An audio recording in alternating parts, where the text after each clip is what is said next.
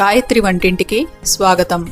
ఇక్కడ నేను చూపించబోయే వంటని మీరు కూడా చేసి మీ ఫ్యామిలీ మెంబర్స్తో రుచి చూసి ఎంజాయ్ చేస్తారని ఆశిస్తాను.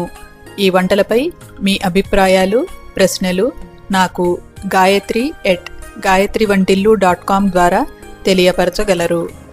ఈరోజు గాయత్రి వంటింట్లో మామిడికాయ పులిహార తయారు చేయటం నేర్చుకుందాం. దీనికి కావలసిన పదార్థాలు: బియ్యం 150 గ్రాములు, నీళ్లు 300 గ్రాములు. ఇక్కడ నేను 1 కప్పు బియ్యానికి 2 కప్పుల నీళ్లని వాడాను.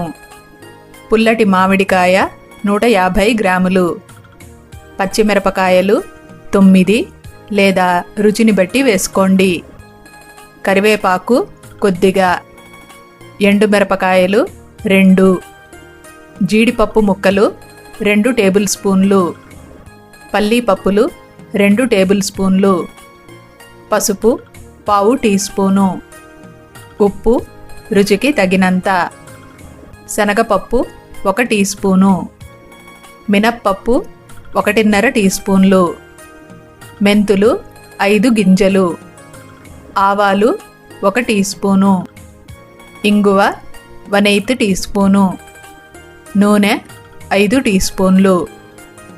ఇప్పుడు ప్రిపరేషన్స్ని చూద్దాం. ముందుగా బియ్యాన్ని కడగాలి. లోతుగా ఉన్న ఒక బౌల్ తీసుకుని దాంట్లో ఈ బియ్యాన్ని వేసుకోండి. ఆ పైన నీళ్లు పోసి శుభ్రంగా కడగండి. ఇప్పుడు ఈ నీళ్లని వంపేసి కొలిచి పెట్టుకున్న నీళ్లని పోసి ఆ గిన్నెని తీసుకువెళ్ళి ప్రెషర్ కుక్కర్లో పెట్టుకుని ఉడికించండి. ప్రెషర్ కుక్కర్లో మొదటి విజిల్ వచ్చిన తర్వాత లో ఫ్లేమ్లో 10 నిమిషాల పాటు ఉడికించి స్టవ్ ఆఫ్ చేసుకోండి. కుక్కర్ పూర్తిగా చల్లారిన తర్వాత గిన్నెని బయటికి తీసి చూస్తే అన్నం చక్కగా ఉడికి ఉంటుంది.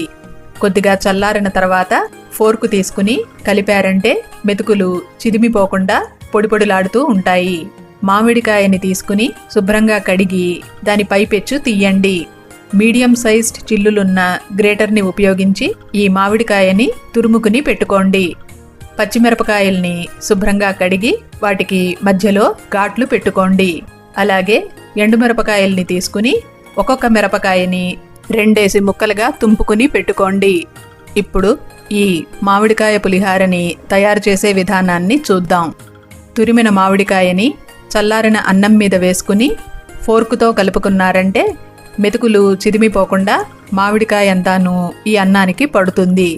ఇప్పుడు స్టవ్ మీద మూకుడు పెట్టుకుని వెచ్చబెట్టండి. దాంట్లో నూనె వేసుకుని కాయండి. నూనె కాగిన తర్వాత జీడిపప్పుల్ని వేసుకుని కలుపుకుంటూ గోల్డెన్ రంగులోకి మారేదాకా వేయించుకోండి. అలా వేయించుకున్న జీడిపప్పుల్ని అన్నం మిశ్రమంలో వేసుకోండి. ఇప్పుడు మిగిలిన నూనెలో పల్లీపప్పుల్ని వేసుకుని లో ఫ్లేమ్లో కలుపుకుంటూ వేయించండి. పల్లీపప్పులు పూర్తిగా వేగిన తర్వాత వాటిని కూడా ఈ అన్నం మిశ్రమంలో వేసుకోండి. ఇప్పుడు ఆ మిగిలిన నూనెలో శనగపప్పు వేయండి.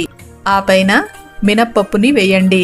అలాగే మెంతి గింజల్ని కూడా వేసి కలుపుకుంటూ ఈ పప్పులు రంగు మారేదాకా వేయించుకోండి. ఇక్కడ గమనించండి, పప్పులు రంగు మారుతున్నాయి. ఇప్పుడు ఇందులో ఆవాలు వేసుకోండి. ఆ పైన ఇంగువ కూడా వేసుకుని కలపండి.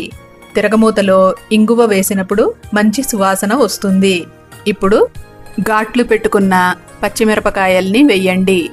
అలాగే కరివేపాకు, ఎండుమిరపకాయ ముక్కల్ని కూడా వేసి అన్నీను కలపండి. పచ్చిమిరపకాయలు క్రిస్ప్గా అయ్యేదాకా వేయించుకుని ఇప్పుడు స్టవ్ ఆఫ్ చేసుకోండి. ఇప్పుడు ఈ వేడి తిరగమూతలో పసుపు వేసి ఒకసారి కలపండి. ఆ పైన ఈ అన్నానికి సరిపడా ఉప్పును కూడా ఇందులో వేసి కలుపుకోండి. ఇప్పుడు ఈ మూకుడులోకి అన్నం మిశ్రమాన్ని వేసుకోండి. ఇలా అంతాను వేసుకుని జాగ్రత్తగా కలపండి. వేడి నూనెలో పసుపు వేసి కలిపాము కాబట్టి ఆ పసుపు రంగు అంటిన నూనె అన్నానికి అంటి మంచి రంగు వస్తుంది. అంతాను జాగ్రత్తగా కలుపుకుంటే మామిడికాయ పులిహార తయారైపోయింది. దాన్ని ఒక సర్వింగ్ బౌల్లోకి మార్చుకోండి. ఇలా తయారు చేసుకున్న పులిహారని అరగంట నుంచి సుమారు 1 గంట పాటు పక్కన పెట్టుకున్నారంటే రుచులన్నీ ఒకదానికొకటి పట్టి టేస్టీగా తయారవుతుంది. పులుపులో కూడా ఎన్నో రకాలున్నాయి. అందులో మామిడికాయది ఒక ప్రత్యేకమైన పులుపు. సీజన్లో దొరికినప్పుడు పుల్లటి మామిడికాయల్ని తెచ్చుకుని పులిహారని తప్పకుండా చేసుకోండి. ఇక్కడ చూపించిన విధంగా ఈ మామిడికాయ పులిహారని మీ ఇంట్లోనూ తయారు చేసుకుని మీ ఇంటిల్లిపాది ఎంజాయ్ చేస్తారని ఆశిస్తాను. ఈ రెసిపీకి సంబంధించిన డీటెయిల్డ్ డిస్క్రిప్షన్, టిప్స్ మీరు నా వెబ్సైట్లో చూడగలరు. ఇలాంటి మరెన్నో వంటలని మీరు నా వెబ్సైట్ gayatrivantillu.comలో చూడగలరు.